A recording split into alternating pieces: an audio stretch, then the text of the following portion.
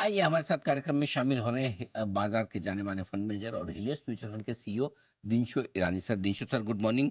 बहुत बहुत स्वागत है आपका जी बिजनेस पर। सबसे पहले आपको, आपकी पूरी टीम को, सभी निवेशकों को धनतेरस और दीपावली की बहुत बहुत शुभकामनाएं।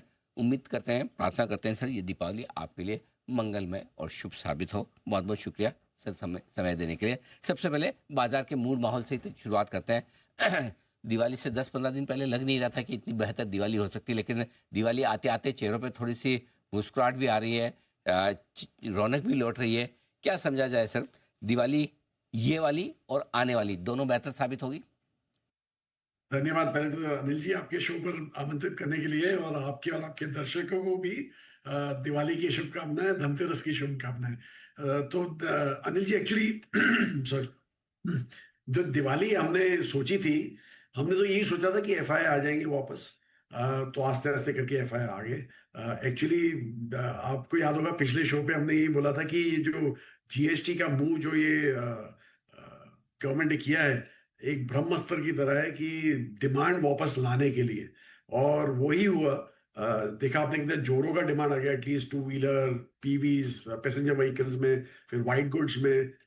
तो वैसे तो हमें लग रहा है कि यही देख के जो माहौल है हमारा इन्वेस्टर का, सॉरी हमारे जो कंज्यूमर का, वो देख के एफआई भी सोच रहे होंगे कि देखो ऑलरेडी इतना बढ़िया हमने फॉल बचा लिया हमारे मार्केट में। फॉल मतलब अंडर परफॉर्मेंस जो हो रहा था विजावी हमारे इमर्जिंग मार्केट से। तो 30% का अंडर परफॉर्मेंस हो गया था, by the way Anil ji, which was, मैंने तो पिछले 30 साल में इतना बड़ा अंडर परफॉर्मेंस नहीं देखा है हमारे मार्केट का। तो वो देखा उन्होंने, और देखा वैल्यूएशन भी 20 टाइम 20-21 टाइम आ गए हैं फॉरवर्ड अर्निंग्स में, जो कि पिछले 10 साल के एवरेजेस थे। तो इसलिए आई थिंक वो भी आस्ते आस्ते करके वापस आ गए। और एक्चुअली हमारे जो डोमेस्टिक निवेशक हैं, वो तो पहले से ही काफी बुलिश थे हमारे मार्केट में। तो इसलिए कैश पड़ा हुआ है म्यूचुअल फंड के पास। तो हमें कोई शंका नहीं है कि अगर ये डिमांड चालू रही तो ये दिसंबर क्वार्टर भी काफी अच्छा होगा इन टर्म्स ऑफ ग्रोथ। बहरहाल ये सितंबर क्वार्टर इतना बढ़िया नहीं हुआ, क्योंकि प्रीपोन पोस्टपोन हो गए थे सारे डिमांड, क्योंकि 15 अगस्त को अनाउंसमेंट आ गई थी प्राइम मिनिस्टर जी की। और उसके बाद 22 को इम्प्लीमेंट हुआ था सितंबर को। तो इसलिए वो 1-1.5 महीना जो पोस्टपोनमेंट हुई है, उसके चलते ये क्वार्टर में आपको शायद 8-9% ग्रोथ दिखे अर्निंग्स की। पर हमें ऐसे लग रहा है कि दिसंबर, जिस हिसाब से ग्रोथ कंटिन्यू रही है, हमें लगता है कि दिसंबर 14-15% अर्निंग्स ग्रोथ दिखा सकता है। और उसके चलते फिर आपको अपग्रेड्स दिखेंगे, जो आज की तारीख में सब डाउनग्रेड ही चल रहे थे। तो इसलिए और एक्साइटमेंट आ सकती है मार्केट में। ओके, तो ये है आपके लिए, बाजार पर व्यू पॉजिटिव बनता दिख रहा है और कंपनी की कमाई जो थोड़ी बेहतर होती हुई दिख रही है, उसका फायदा मिलेगा ही। ऐसे में अब तक तो एफआई ने थोड़ी बिकवाली रोकी और थोड़ी खरीदारी खरीदारी भी नहीं कहेंगे, सिर्फ शॉर्ट कवरिंग शुरू की है। क्या लगता है आपको, नया लाइफ आई एफआईजी बनाएंगे, अब ले जाएंगे हमें उसके पार? जी, एक्चुअली मुझे पता नहीं कि एफआईआर बनाएंगे कि हमारे डोमेस्टिक बनाएंगे, पर मुझे जैसे मैंने बोला कि कोई शंका नहीं है कि जाएगा ऊपर। लेकिन आप दूसरा देखिए कि ऑलरेडी सारी जो बुरी खबरें हैं हमारे मार्केट ने बहुत ही बेहतरीन तरीके से एब्जॉर्ब कर ली थी। आप अर्निंग्स डी ग्रोथ की बात करें, या तो वो हमारे जो ट्रम्प जी ने जो इंडिया के ऊपर अटैक किया था और ऑन टैरिफ्स, तो उसकी बात करें। तो इसलिए हमें लग रहा है कि यहां से शायद आपको अच्छी खबरें ही सुनाई दें। ऑलरेडी आपने देख लिया कि यूएस में जो हमारे वो हैं, जो नेगोशिएटर गए, चीफ नेगोशिएटर, मुझे लग रहा है कि ये जो 25% जो एडिशनल ड्यूटी लगी थी हमारे ऊपर, वो शायद ये महीने या तो अगले महीने तक शायद रिवर्स हो जाए। तो वो एक बड़ा पॉजिटिव है। ऑब्वियसली ये सब देखते हैं, एफआईएस भी देखते हैं, और उनको भी लगता है कि इंडिया अभी थोड़ा टर्न हो रहा है। और जैसे मैंने बोला कि इतना बड़ा अंडर परफॉर्मेंस और इतना बढ़िया वैल्यूएशन शायद ही उनको कभी मिले इंडिया का एंटर करने के लिए। तो मुझे कोई शंका नहीं है कि वो लोग आ जाएंगे एक अच्छे तरीके से। और इसलिए, और आपने बाय द वे अनिल जी ये भी देखा है कि जैसे ही कोई अच्छा इश्यूएंस आता है, अच्छी ऑफरिंग आती है, तो वो तो खड़े ही होते हैं लेने को। तो बेसिकली वो डील्स ऑलरेडी ढूंढ ही रहे हैं मार्केट में। तो मुझे लगता नहीं कि पब्लिक मार्केट में आने में ज्यादा टाइम लगेगा उनका। बिल्कुल ठीक बात है। तो प्राइवेट आईपीओज में तो पैसा लगा ही रहे हैं, लेकिन अब सेकेंडरी मार्केट में भी शॉर्ट्स काटने की तैयारी होती हुई दिख रही है और फ्रेश खरीदारी भी लौटेगी बहुत जल्दी। आइए रिजल्ट्स के लिहाज से क्या लग रहा है आपको, किन सेक्टर्स में आपको लग रहा है कि रिजल्ट रिजल्ट्स अच्छे रहेंगे और कहाँ पर अभी भी चुनौतियां हैं? जी देखिए, एक्चुअली एक जो बैंकिंग सेक्टर है हमारा, वो बैंकिंग की बात करें, मतलब not NBFCs, sorry BFSI, but banking specifically बात करें, तो ये क्वार्टर में उनको एब्जॉर्ब करना पड़ेगा वो बड़ा सा जो कट दिया था, इंटरेस्ट कट जो दिया था आरबीआई ने।